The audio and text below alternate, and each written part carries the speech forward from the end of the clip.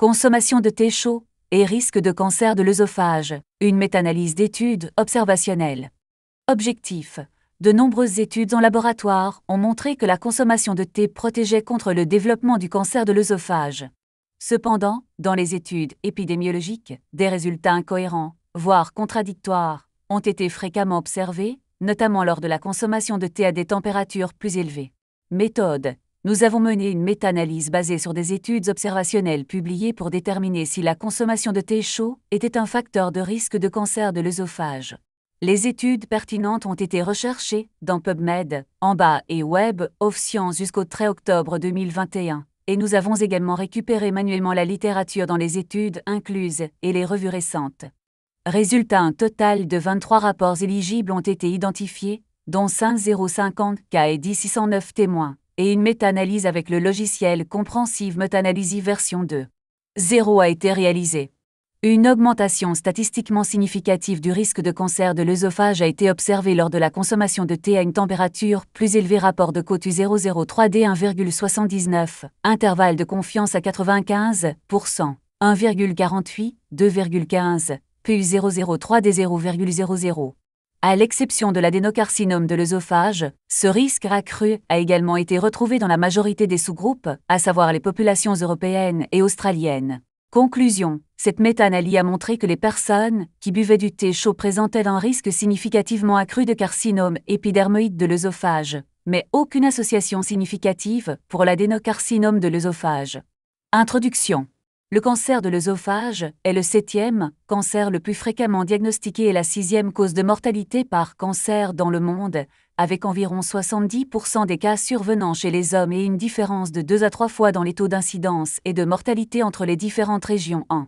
Le carcinome épidermoïde de l'œsophage et l'adénocarcinome de l'œsophage sont les deux principaux sous-types histologiques qui auraient été associés à différents facteurs de risque de.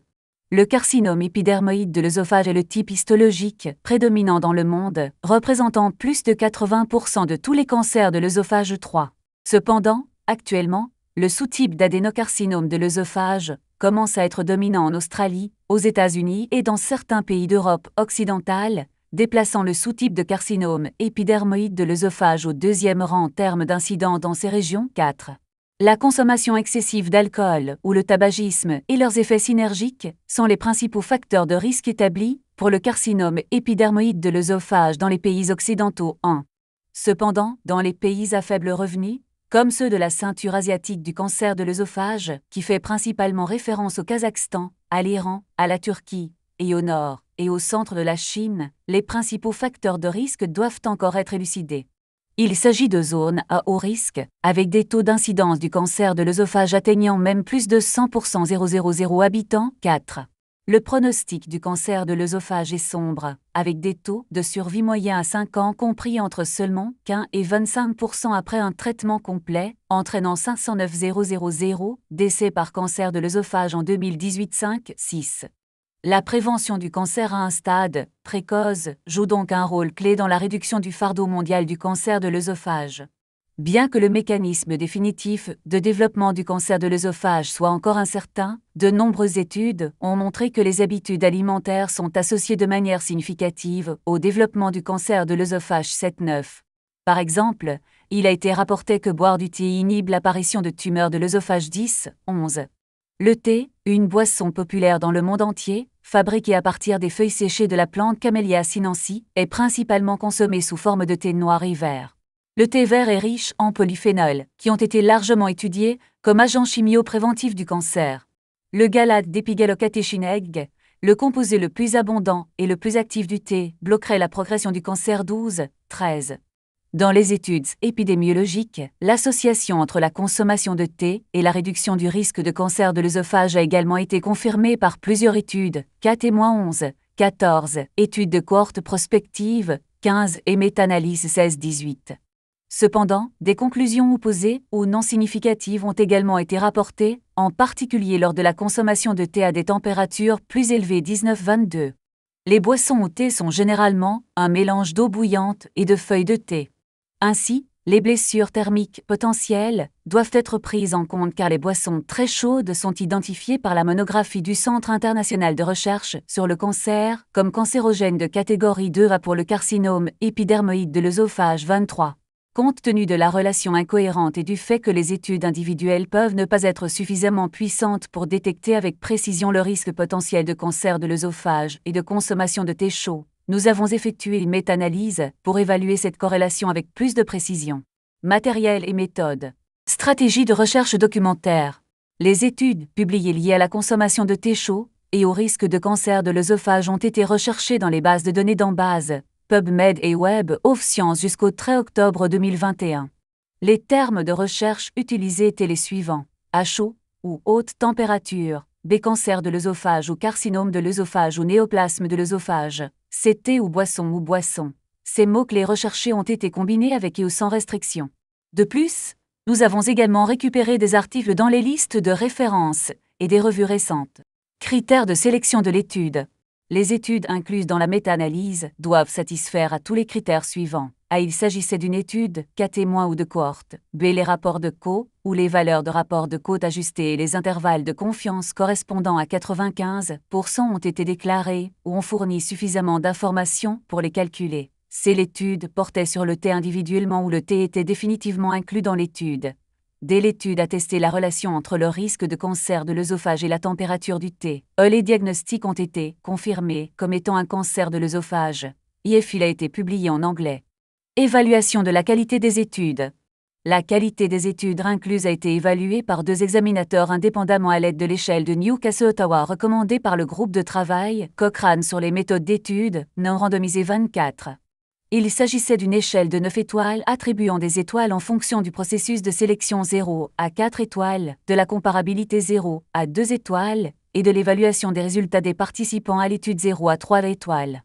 Les études avec 0 à 3, 4 à 6 et 7 à 9 étoiles ont été définies respectivement comme des études de qualité faible, modérée et élevée. Extraction de données.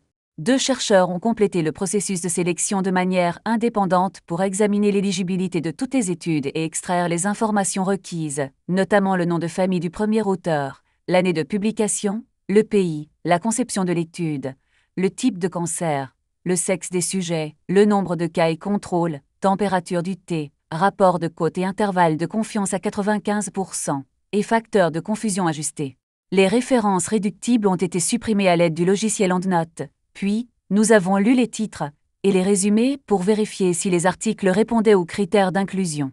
S'il est difficile de déterminer l'éligibilité d'un article en fonction uniquement du titre et du résumé, le texte intégral est téléchargé et vérifié pour la décision finale. Tout désaccord sur les choix de recherche entre chercheurs a été résolu par la discussion. Les rapports de côte ajustés ont été extraits de préférence aux rapports non ajustés. Cependant, les rapports de côte non ajustés et les intervalles de confiance à 95% ont été acceptés lorsque les rapports de côte ajustés n'étaient pas fournis. Celui avec les variables les plus ajustées a été sélectionné lorsque plus d'un rapport de côtes ajusté a été déclaré. Lorsque plusieurs estimations de risque étaient disponibles dans la même étude, par exemple des études fournissant des rapports de côte pour le carcinome épidermoïde de l'œsophage et l'adénocarcinome de l'œsophage, elles ont été incluses dans 2 études distinctes. Lorsque différentes températures ont été signalées, la température décrite de la manière la plus qualitative a été choisie, par exemple chaud, brûlant et très chaud. Analyse statistique. Les analyses ont été effectuées par le logiciel Comprehensive Meta-Analysis version 2.0, par exemple en combinant la taille de l'effet des rapports de côte et des intervalles de confiance à 95%, en générant des graphiques forestiers et des graphiques en entonnoir, et en déterminant s'il existait une association statistique. Le seuil de signification statistique a été fixé à P inférieur à 0,05. L'hétérogénéité a été évaluée avec le chi-carré sur la base de la statistique Q de Cochrane 25 et la statistique I2 U003 des 0 à 25%, 25 à 50%, 50 à 75% et 75 à 100% ont été considérés comme non modérés. Une hétérogénéité grande et extrême 26. En général, le modèle à effet fixe a été sélectionné pour l'analyse. Toutefois, lorsqu'un I de 50% existait, le modèle à effet aléatoire a été utilisé pour estimer le rapport de côte et l'intervalle de confiance. Une analyse de sous-groupe a été réalisée en fonction des types de cancer, du pays, du sexe, de la conception de l'étude et des facteurs confondants afin d'identifier la cause de l'hétérogénéité et de la minimiser. En outre, une analyse de sensibilité en omettant successivement d'une étude avec une méta-analyse complète a été réalisée pour tester la robustesse des principaux résultats. Plus précisément, s'il n'y avait aucun changement significatif dans les résultats après l'exclusion, cela indiquait une faible sensibilité et des résultats fiables. Au contraire, s'il y avait une différence significative ou même une conclusion opposée après l'exclusion, cela impliquait une sensibilité élevée. Le test de régression linéaire pondérée d'Eghe et le test de corrélation de Randberg ont été proposés pour détecter le biais de publication dans le tracé en entonnoir, et l'asymétrie des tracés en entonnoir indiquait un biais de publication potentiel 27-28. Résultat. Recherche documentaire. Nous avons récupéré 210 articles uniques dans les bases de données PubMed, Amba et Web of Science, dont 61 ont été identifiés comme potentiellement pertinents. Après avoir examiné le texte intégral, nous avons déterminé que 23 rapports répondaient à nos critères d'inclusion 14, 19, 20, 29, 48. Le processus de recherche documentaire et de sélection des études est présenté à la figure 1. Caractéristiques des études incluses. Finalement, 23 articles 34 études individuelles ont été identifiées dans cette méta-analyse incluant 5050 cas et 10 609 contrôles.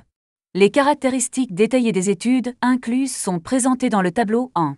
Les 23 articles inclus ont été publiés en anglais et les cas ont été confirmés histologiquement, pathologiquement ou cytologiquement comme étant un cancer de l'œsophage.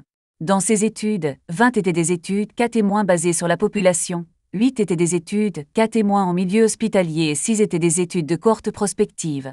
22 études ont été réalisées en Asie, 4 dans les Amériques, 4 en Europe, 3 en Australie et 1 en Afrique. 25 des études ont rapporté des rapports de côtes ajustés, ainsi à 95% et des facteurs de confusion ajustés. 25 des études contrôlaient le tabagisme ou l'alcool chez les modèles, et 22 contrôlaient l'âge chez les modèles. 22 études ont rapporté les résultats pour les hommes et les femmes ensemble, 6 ont rapporté les résultats pour les femmes séparément et 6 ont rapporté les résultats pour les hommes uniquement. Les qualités des études incluses ont toutes été évaluées par la méthode de l'échelle de Newcastle-Ottawa, et toutes les études éligibles ont obtenu des notes élevées avec 5 étoiles ou plus, tableau 1.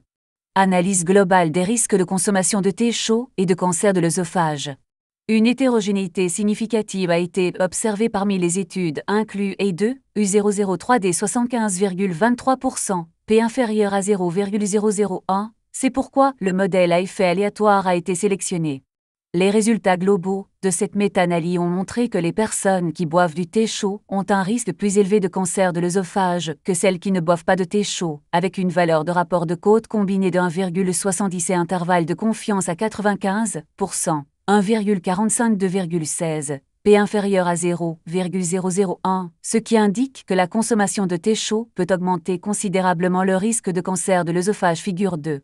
Évaluation des sous-groupes et analyse de sensibilité. Lorsque nous avons stratifié les études incluses en fonction des types de cancer, les résultats du carcinome épidermoïde de l'œsophage et du cancer de l'œsophage étaient cohérents dans l'ensemble des articles. L'odd ratio global était de 2,33 intervalle de confiance à 95%, 1,51 3,61, P inférieur à 0,001 pour le carcinome épidermoïde de l'œsophage et de 1,83 intervalle de confiance à 95%, 1,61 2,32, PU003D 0,002 pour le cancer combiné de l'œsophage. 5 études ont été incluses dans la méta-analyse de l'adénocarcinome de l'œsophage, comprenant 680 cas et 313 témoins. Il y avait une diminution statistiquement non significative du risque d'adénocarcinome de l'œsophage chez les patients ayant consommé du thé chaud, avec un rapport de côte global de 0,67 intervalle de confiance à 95%, U003D 0,58 1,01. Il n'y avait pas d'hétérogénéité statistique I2 U003D 0,00, PU003D 0,44 pour l'adénocarcinome de l'œsophage. Lorsque nous avons stratifié les études selon différents plans d'analyse, les résultats des études cas témoins basés sur la population rapport de côte U003D 1,63, intervalle de confiance à 95%, 1,26 2,12, PU003D 0,001, des études cas témoins en milieu hospitalier rapport de côte U003D 3,36, intervalle de confiance à 95%, 2,35 à 4,82, PU003D 0,1 et les études de cohorte prospective rapport de Côte U003D 1,25, intervalle de confiance à 95%, 0,81 à 1,65, PU003D 0,02 étaient toutes cohérentes dans les conclusions globales tableau 2. Lorsque nous avons stratifié les études par différentes régions, les résultats des études menées en Asie rapport de Côte U003D 2,14, intervalle de confiance à 95%, U003D 1,78 2,57, P inférieur à 0,001, en Afrique rapport de Côte U003D 3,66, intervalle de confiance à 95%, U003D 2,08 6,44. P inférieur à 0,001 et les Amériques rapport de Côte U003D 1,36, intervalle de confiance à 95%, U003D 0,59 3,13, PU003D 0,47 est cohérent avec la conclusion globale, tandis que les résultats de ceux menés en Europe rapport de Côte U003D 0,91, intervalle de confiance à 95%, U003D 0,44 à 1,85, PU003D 0,79 et l'Australie rapport de Côte U003D 0,71, intervalle de confiance à 95%, U003D 0,44 à 1,16, PU003D 0,21 était à l'opposé tableau 2. Lorsque les études ont été stratifiées en tenant compte ou non des facteurs de confusion, la différence était également statistiquement significative entre la consommation de thé chaud et le niveau de consommation de thé chaud non plus faible tableau 2. Pour estimer l'influence de chaque étude sur la taille globale de l'effet et identifier les études influentes, nous avons effectué une méta-analyse, sans intervention en excluant une étude à chaque analyse. Pour chaque étude, la taille d'effet affichée correspond à une taille d'effet globale calculée à partir d'une méta-analyse excluant cette étude. Le graphique forestier affiche également une ligne verticale sur la taille globale de l'effet basée sur l'ensemble complet des études sans omission pour aider à détecter les études influentes. Il est intéressant de noter que lorsque nous avons omis une étude à tour de rôle, les rapports de Côte variaient de 1,70 à 1,84 et la valeur de P était toujours inférieure à 0,001, ce qui indiquait que le résultat global était robuste. Figure 1 supplémentaire. Biais de publication. D'après la visualisation du tracé en entonnoir figure 3, il était symétrique, ce qui indiquait qu'il n'y avait pas de biais de publication significatif. Le résultat a également été confirmé par le test de régression linéaire des gains interception U003D main 0,003, TU003D 0,003, PU003D1 et le test de corrélation de rang de Beck Z U003D 0,00 et U003D1. Discussion. Cette méta-analyse a évalué la relation entre la consommation de thé chaud et le risque de cancer de l'œsophage, selon 23 études, cas témoins et de cohortes publiées. Le résultat global indique que boire du thé chaud pourrait augmenter considérablement le risque de cancer de l'œsophage. Une étude récente a également confirmé que c'était l'effet de la température, mais pas l'exposition aux hydrocarbures aromatiques polycycliques, HAP, qui posait un risque de cancer de l'œsophage 49. Le risque accru semble avoir été dominé par le sous-type de carcinome épidermoïde de l'œsophage, qui était significatif, même après ajustement, pour tenir compte des facteurs de confusion importants. Ce résultat est cohérent avec la majorité de la littérature à ce jour, 50-51. Cependant, des études sont nécessaires pour comprendre pourquoi la consommation de thé chaud augmente le risque de carcinome épidermoïde de l'œsophage, mais pas d'adénocarcinome de l'œsophage. Une hétérogénéité significative a été observée dans la méta-analyse globale du cancer de l'œsophage, et nous n'avons réussi à identifier aucune étude individuelle contribuant de manière importante à l'hétérogénéité en omettant une étude à son tour dans l'analyse de sensibilité. Les analyses de sous-groupes générées par la stratification des études selon la conception de l'étude ou le sexe étaient toutes deux cohérentes avec le résultat global. Aucun biais de publication n'était présent dans les analyses des sous-groupes de carcinome épidermoïde de l'œsophage et d'adénocarcinome de l'œsophage. Cependant, les études réalisées en Europe et en Australie ont indiqué une tendance à la réduction du risque, tandis qu'en Asie, en Afrique et en Amérique, ont montré une tendance significative à l'augmentation du risque. La raison peut être que l'adénocarcinome de l'œsophage représente la majorité des sous-types de cancer de l'œsophage dans ces pays et que ce sous-type n'est pas facilement influencé par la température chaude. 4. De plus, la taille de l'échantillon pour l'adénocarcinome de l'œsophage est très petite.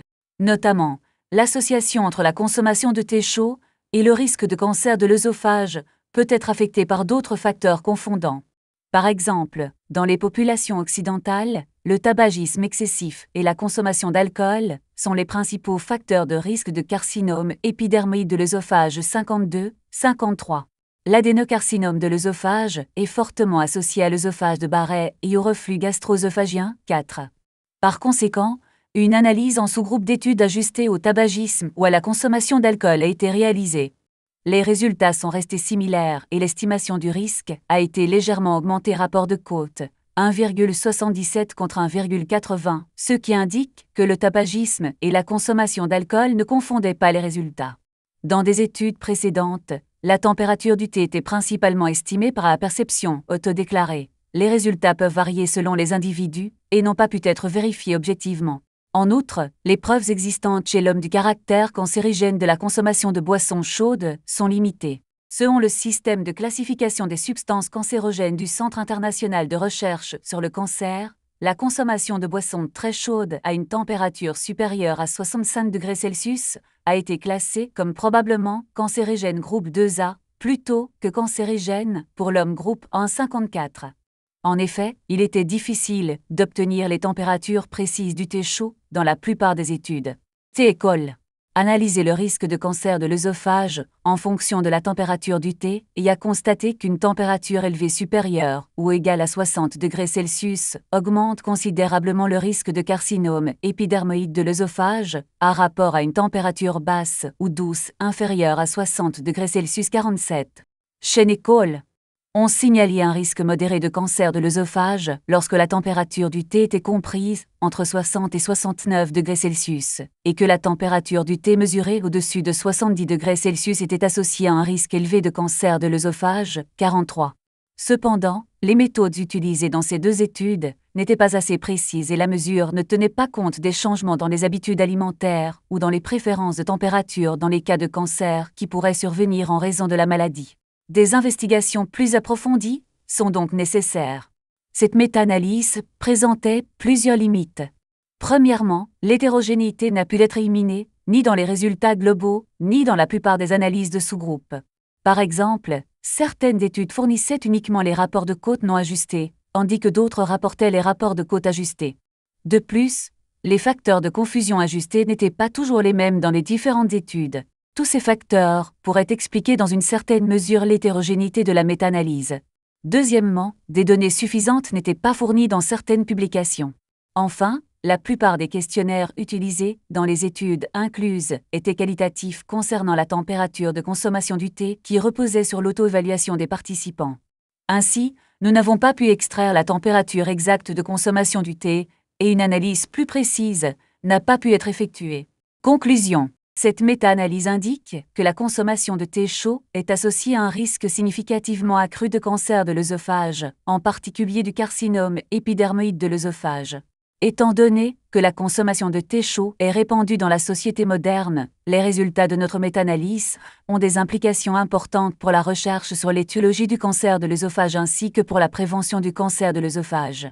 Financement. Ce travail a été soutenu par la Fondation nationale des sciences naturelles de Shinen, 80 773 230 et le plan de recherche scientifique et technologique du Norman 212 102 310 619. Bonjour à tous. Totalité des sources, des références bibliographiques dans les fichiers PDF qui se trouvent dans la description sous la vidéo. Si vous cherchez mon adresse électronique, vous pouvez y accéder. Elle est dans la section à propos de la présente chaîne YouTube, mais uniquement accessible depuis un ordinateur, pas le smartphone. Si vous souhaitez encourager la diffusion de la connaissance avec un grand C, des connaissances qui peuvent sauver des vies accessoirement, est-ce que vous pouvez mettre un pouce vers le haut s'il vous plaît? C'est très important. Merci.